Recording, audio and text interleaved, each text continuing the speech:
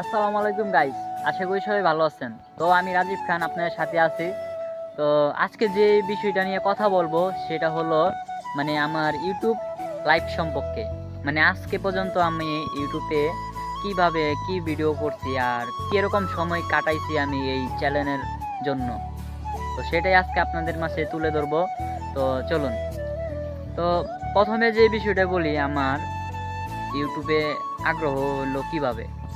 তো আমি ইউটিউবে আমার যে ফ্যামিলির একটা ফোন ছিল, তখন খুব এরকম হাইফাই এত ফোন ছিল না সবার হাতে। এখন যেরকম সবার হাতে প্রায় 20 থেকে 30 হাজার টাকা দামের ফোন থাকে, ইউজ করে সবাই এখন প্রায় মানুষ।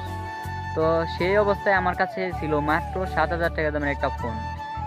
তো আমি ইউটিউবে ভিডিও কিভাবে আপলোড করতে হয় সেটাও জানতাম না। তো আমার একজন বড় ভাই আছে, আপন বড় ভাই। আহ, আমি আমার যে বন্ধুরা ছিল তাদেরকে নিয়ে ডান্স করতাম। তো একদিন আমার ভাই বলছে যে ডান্স করলে তো ডান্স ভিডিও করে আনবি। তো আমি যখন শুনলাম যে ভিডিও করে আনবো, ইউটিউবে নাকি ছাড়া দেবো, তো আমিও দেখতাম ইউটিউবে অনেক ডান্স, ইউটিউব থেকে আমি ডান্সগুলো শিখতাম। তো তারপর আমি ভিডিও করা শুরু করি। তো যখন ভিডিও করা শুরু করলাম, নতুন অবস্থায় তো ইউটিউব তেমনই কাউকে এত ভিউ দেয় না। তো আমার হিসাবে আমার হয়তো নতুন অবস্থায় আমি খুব ভালো কিছু করতে পারছিলাম, তো সেই কারণে আমি ভিউ পাইছিলাম। তো মোটামুটি ছাড়লেই আমি 1 থেকে 2 হাজার ভিউ পাই যেতাম। লং ভিডিও হিসাবে, লং ভিডিওতে কেউ 1 থেকে 2 হাজার ভিউ পাইতে খুব কষ্ট। 1 থেকে 2 হাজার ভিউ ইউটিউবের জন্য অনেক কিছু লং ভিডিওতে। বাট শর্টের ক্ষেত্রে তেমন বিষয় না, তবে কোয়ালিটি সম্পূর্ণ ভালো হইলে শর্টেও ভালো ভিউ আসে। তো তখন আমি ডান্স ভিডিও নিজে ডান্স শিখা, তো আমার বন্ধুদের নিয়ে আমি ডান্স ভিডিও বাহিরে ভালো ভালো জায়গাতে ডান্স করে নিয়ে আসতাম ভিডিও বানাইয়া। তো আমার ভাই এগুলো এডিট কইরা ইউটিউবে আপলোড করতো। তখন তো আমি এত কিছু বুঝি না, কপিরাইট কি, কপিরাইট স্টেক কি, এগুলো তখন আমি কিছুই বুঝতাম না।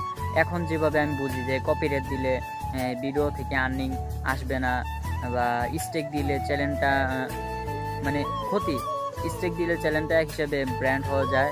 তো তখন আমি এত কিছু বুঝতাম না, এখন যেভাবে বুঝি। তো এখন যে ভিডিওগুলো সারি, ফানি ভিডিওগুলো, এগুলো আমি নিজেই আপলোড করতেছি। কারণ দেখা গেল কি, আমি যখন আগে ভিডিও করতাম অন্যের গানে ডান্স ভিডিও শিখা, অন্যের গানে ডান্স শিখা ভিডিওগুলো আপলোড করা, যে কপিরাইট ক্লেম নগদ আপলোড করার পরেই কপিরাইট ক্লেম দিয়ে দিত। অন্যের গান যদি আপনি ইউজ করেন, তার সাথে কোনো কন্ট্যাক্ট না করে অন্যের গান যদি আপনি ইউজ করেন, তো সে কপিরাইট স্ট্রাইক দিতে পারবে, আমার জানা মতে। আর বাকিটা ইউটিউব সাজেস্ট করবে ভিডিওটা আপলোড করার পরেই। তো আপলোড করার পরেই ইউটিউব নগদ যদি দেখে আপনি অন্যের গান ইউজ করছেন, তাহলে আপনাকে কপিরাইট ক্লেম দিবে, সতর্ক বার্তা দিবে। তো দেওয়ার পরে যার গানটা সে যদি দেখে, তখন তারপরে সে স্ট্রাইক দিতে পারবে। আর স্ট্রাইক দিলে দেখা গেল কি, আপনার চ্যানেলের ব্র্যান্ড হওয়ার মতো একটা অবস্থা হয়ে যাবে। 3টা স্ট্রাইক খাইলে, কপিরাইট স্ট্রাইক, আপনার চ্যানেল ব্র্যান্ড হয়ে যাবে। বাট তো আমার কপাল খারাপ ছিল।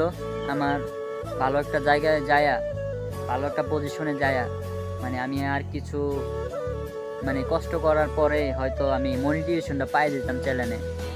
তো জানি না কে আমাকে আমার একটা ডান্স ভিডিও সেই গানের ভিতরে স্টেক দিয়ে দিয়েছিল। স্টেক দেওয়ার কারণে আমি ভয় পেয়ে যাই যে আমার চ্যানেলটা যদি এখন বর্তমানে ভালো একটা চ্যানেল, এত ভালো একটা চ্যানেল যদি আমার ব্র্যান্ড হয়ে যায়, তো ক্ষতি। তো তখন আমি হিসেবে সব ডান্স ভিডিও আমার চ্যানেল থেকে ডিলিট করে দিই। তো প্রায় একটা স্টেক দিলে 3 মাস লাগে, একটা স্টেক যাইতে প্রায় 3 মাস সময় লাগে। তো 3 মাস সময় লাগে। এইভাবে যখন আমাকে 2টা স্টেক দিছিল, প্রায় 3 মাস 6 মাস, আমার এই 6টা মাস ভিডিও করতে পারি নাই। তাই পরে ভিডিও করতে পারি নাই। তো সেই ক্ষেত্রে দেখা গেল কি, আমার চ্যানেলটা ডাউন হয়ে যায়। তো প্রায় অনেক সাবস্ক্রাইবার চলে গেছে আমার এই চ্যানেল থেকে। যারা আমার রেগুলার আমার ডান্স ভিডিওগুলো দেখতো, তারা সবাই প্রায় অনেকে চলে গেছে। কারণ 6 মাস, বুঝতেই পারতেছেন, এতদিন আমার চ্যানেলটা প্রায় অফ ছিল, কোনো ভিডিও আপলোড হয় নাই। সেই কারণে অনেকে আমার চ্যানেল দিয়ে চলে গেছে। তো সেটা নিয়ে আর আফসোস করি না যেটা হয়েছে। তারপরে আবার দেখা গেল কি নতুন করে আমি আবার শর্ট ভিডিও ছাড়া শুরু করি।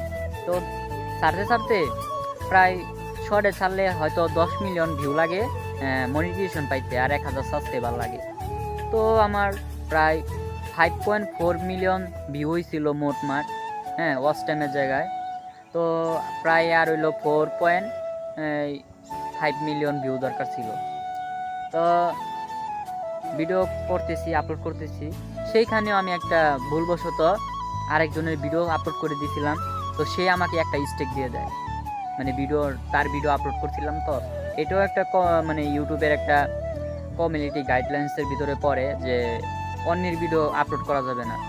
তো আমি ভুলবশত অন্যের ভিডিও আপলোড করে দিয়েছিলাম। তো সেই কারণে আমাকে আবার একটা স্টেক দেয়। তো তখন আবার আমি আমার চ্যানেলের সব ভিডিও ডিলিট করে দিই, কারণ স্টেক দিলেই একটা রিস্কে থাকে চ্যানেল, হয়তো আর 2টা দিয়ে দিলে আমার চ্যানেলটা ব্র্যান্ড হয়ে যাবে। তো সেই ক্ষেত্রে আবার আমি ভিডিওগুলো ডিলিট করে দেওয়ার পরে আমি প্রায় 3 মাস পর, 90 দিন পর, প্রায় 3 মাস পর আমি এখন আবার ভিডিও আপলোড করতেছি। তো চ্যানেলটা রানিং করতেছি শর্ট ভিডিও ছাইরা। তো চিন্তা ভাবনা করলাম যে এখন থেকে আর ডান্স ভিডিও করব না। যে যারা আমার ডান্স ভিডিও দেখতো, হয়তো এখনও চ্যানেলে সাবস্ক্রাইবারগুলো আছেন, তো তাদের জন্য আর কি বলবো, হয়তো মন খারাপ লাগে, আমি আর ডান্স ভিডিও করব না। বাট আপনাদেরকে ফানি টাইপের ভিডিও দিয়ে হয়তো আপনাদেরকে আমি বিনোদন দিব এখন থেকে। তো যারা চ্যানেলে নতুন আছেন বা আমার আগের সাবস্ক্রাইবারগুলো আছেন, সবাই হয়তো আমাকে আবার আগের মতো সাপোর্ট করবেন। তো নেক্সটে আর কোনো লং ভিডিওতে হয়তো আপনাদেরকে আমি জানাবো আমার আরও দুঃখের কিছু কথা, যেসব ইউটিউবের সাথে সম্পর্ক করে আমার ঘটছে।